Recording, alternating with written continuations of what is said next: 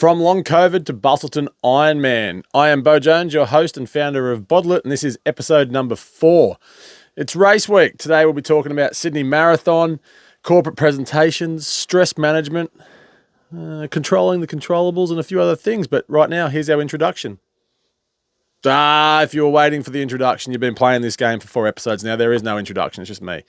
Just me talking down the mic. And if there ever gets to a stage where there is an introduction, please call me out in the comments and let me know that I've changed. The OGs know the drill. No intro, just me rambling for 15 to 18 minutes. Here we go.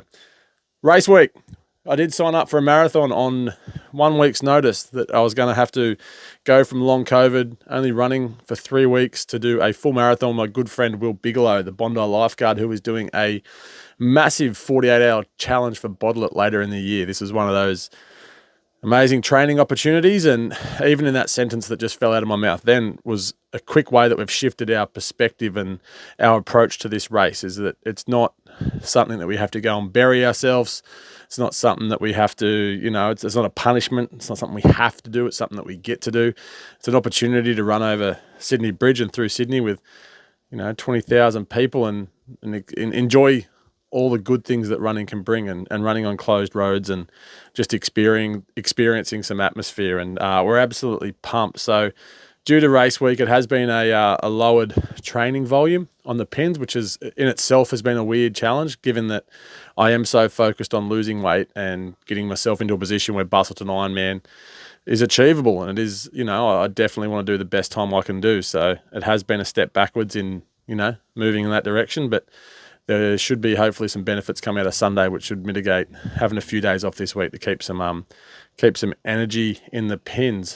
One of the amazing insights and reflection into this last week has been managing the nerves for Sydney Marathon. I've got this real naive view on the upcoming marathon and the fact that I've never done a marathon before. I've done 2 marathons off the bike during an Ironman, but that's, as any runner will tell you, or Ironman will tell you, that's not running. That's surviving.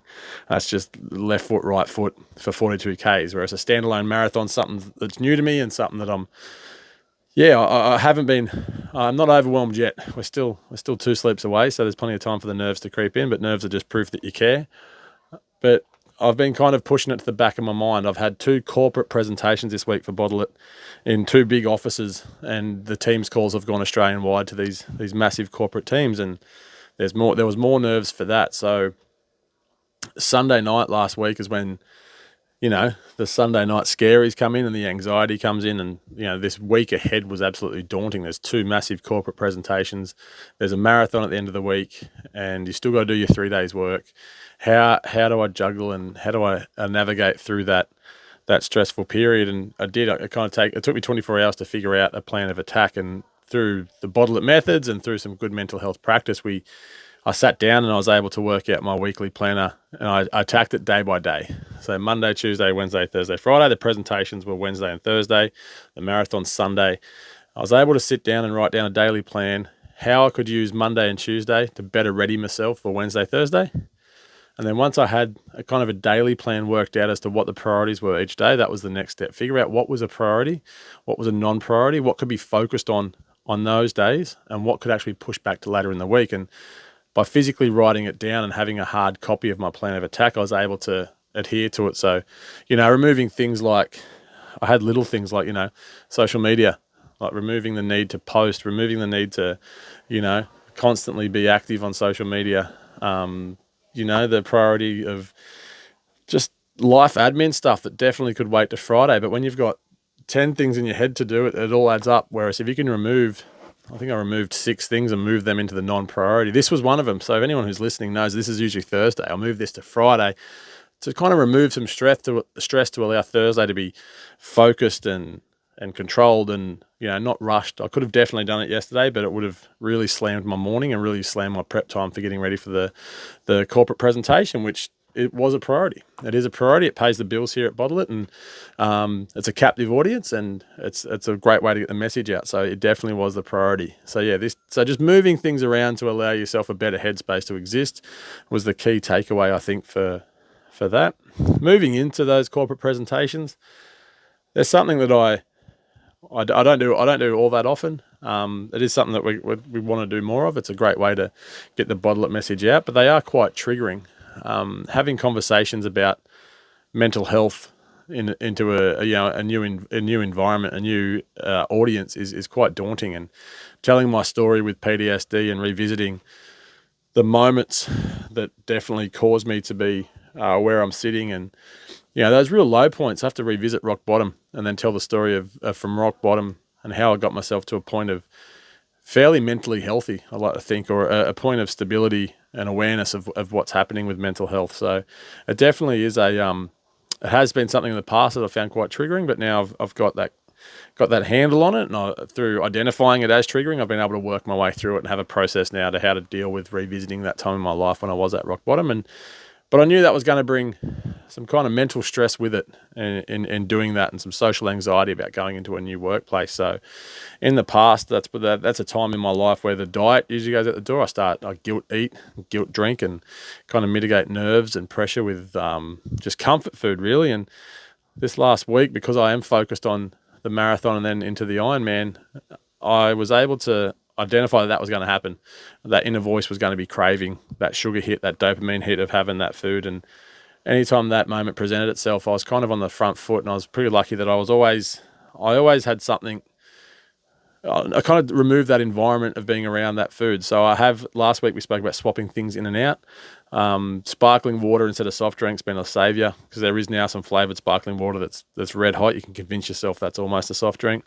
Fruit is a big factor. I've leaned right on fruit. Like instead of grabbing the lollies or a bag of chips, always having apples, bananas, oranges on hand to kind of fill that void has helped immensely. So that's one of those little wins that I'm really proud of, and it's something that hopefully you can take some management techniques out of that. Is that if you're approaching a period or a deadline where there's going to be a heightened sense of stress, maybe get on the front foot with having some avenues of control that aren't deprecating or negative on your mental health or on your approach to something that you're working towards. Is a really, really quick way to handle that, and rolls into the next kind of segment in controlling the controllables.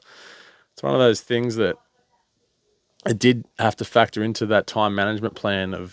We've got massive backburning happening at the moment in Sydney, and the Sydney skyline is just covered with smoke. You can smell it, you can taste it. Been really wheezy. I lost my voice. It took much longer to get my voice back because of the fact that you could feel it on your lungs. I dead set Patrick wheezy. It was insane. And you're checking the weather every day, or you're waking up every day, and you're just kind of hoping that the smoke's there, and it's building anxiety of, what about Sunday? What about the asthmatics? Or what about the heat and the temperature? And it's one of those things that you can spend hours stressing about, but it's something that it's out of your control unless you go out there with a blower or something. Unless you've got some way of controlling the wind, there's nothing you can do about it. So it's one of those things. It's really easy to focus on the weather, the smoke, and build up these negative anxiety connotations in your head, and that kind of pulls you further away from focusing on the positives. And I think being able to switch off on the smoke chat and just focus on the fact that it is what it is. The 42.12 Ks are still going to be the exact same distance. That's just another factor that we have to prepare for on the day. And there's no point losing sleep about it now and stressing about it now, because as we know with the weather, a lot can change between now and then. So that has been one of the ones that, kind of controlling the controllables, focusing on what I can control. I can control my nutrition. I can control my preparation, control my sleep before the race. I can't control the weather. I'll cross that bridge when I come to it, and that's something that you'll have to cross. You can worry about Sunday morning or Saturday night. You can kind of get ready for that much closer to the day. It doesn't need to be stressed about this far out from the race.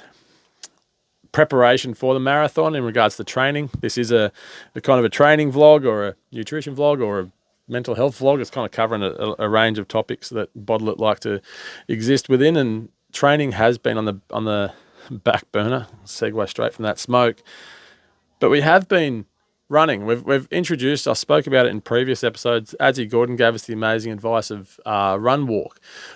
Run walk is the best kept secret in running. If you're listening to this and you're new to running, or even you're an experienced runner and you're mitigating injuries and fatigue and you're just bashing your body, run walk has changed my approach to running, and I absolutely love it. So if you're listening to this, looking to change your training up and explore something new, it's absolutely mind-blowing, to the point where I introduced it to Will Bigelow on one of our long runs last Sunday. We went for a 10K run, and if you told me to run 10Ks start to finish, just at your pace, bit of a tempo run, just go for a run and come back, my pace would have been 6 minutes. I ran with Paddy Mack at the ASICS run. We did 10Ks at 6-minute pace, and that was me working. That was it was probably 80% effort. I could have a few conversations, but yeah, we were running. Go for another run with Bigelow using this run-walk method, and we run for 4 minutes, walk for 3 minutes. It felt easy. The body was far less bashed after that 10Ks, and the time was the exact same. Exact same run loop, exact same elevation. It was a 10K run with what would have been, I can't even do the maths on how many walks we had. We would have had, 20 minutes of walking within that hour. And we ran the same time with far less impact on your body, far less strain on your heart and your head.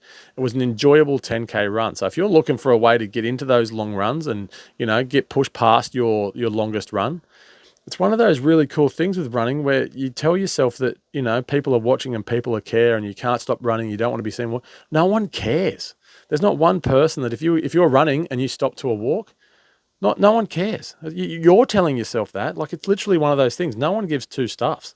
Like, you can literally walk whenever you want when you go for a run. Like, I'm running PBs now with this walk run method, and I'm loving running more than I've ever run it before. So if you're looking for something to change your run up, explore that idea. Set your Garmin up, set your watch up, whatever you have on you at your access. Set up that, break up your running with some walking. Just get that time back off your feet, get the blood flowing again, get all the bad stuff out of your legs, and just really enjoy it again. Like, it is amazing. It's something that we're definitely going to roll out for the marathon to get us to our goal time of sub 5 hours. So yeah, it is amazing. And in our training, that's all we've been practicing. We went for a 10K run 2 weeks ago. This Sunday, we went for a 17K run, and that's my longest run since June, half Ironman. I haven't been running thanks to long COVID.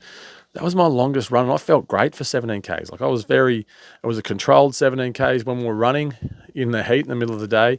We're both big guys. We both love the runs. Our fastest splits were coming at the 13, 14, 15K mark, as opposed to that's usually the time of the runs where you're falling apart. So cannot talk highly enough of run walking, especially with the weather being the weather it is at Sydney this weekend. It's going to be a hot run. So there's no shame in walking. Walk your aid stations, get your water on, listen to your heart. Don't push it well into the red further than you have to. Like, be very aware of the weather and your surroundings, and manage your race effectively.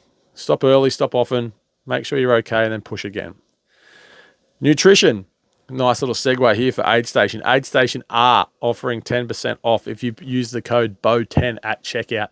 They can send you all your nutrition needs from the best brands. Now, there's the plug done. We went for a run, and Will won't mind me saying this, is new to the endurance sport environment and the nutrition environment. I'm definitely no expert.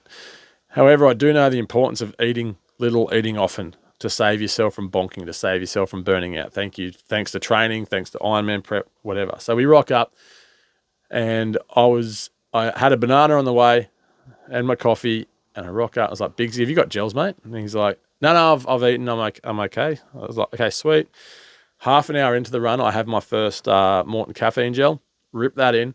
It's like, mate, do you want half of this? He goes, no, thanks, I'm sweet. I've had my food.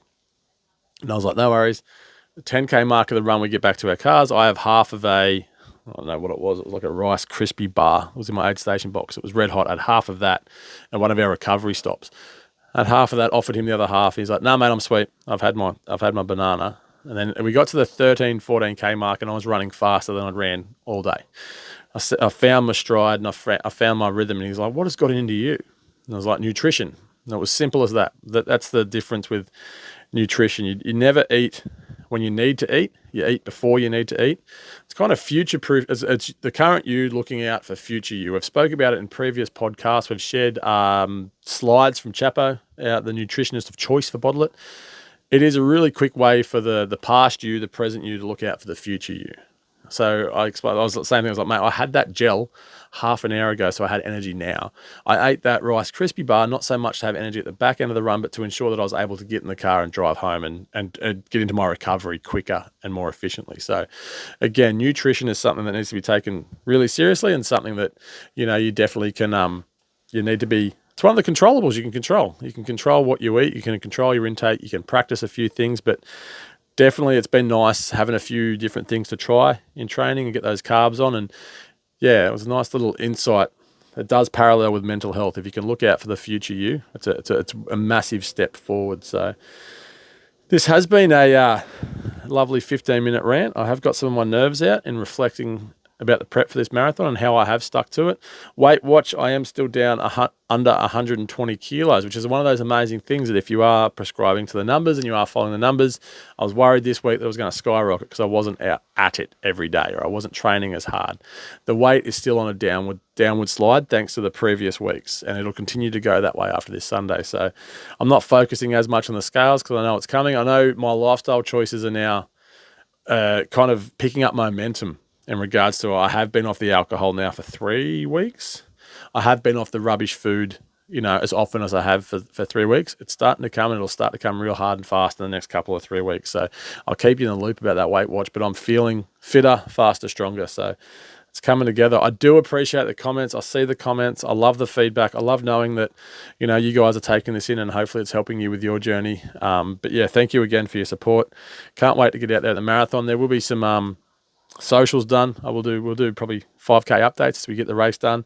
And again, hopefully somebody can find some inspiration in us taking this marathon up in short notice. If there's a big goal you've got in your mind and you keep putting it off, buy the ticket, take the ride. Thank you so much for listening. Thank you so much for joining on YouTube, Spotify, or wherever you get your podcasts. Again, any questions or comments, hit us in the comments. If not, we'll see you next week.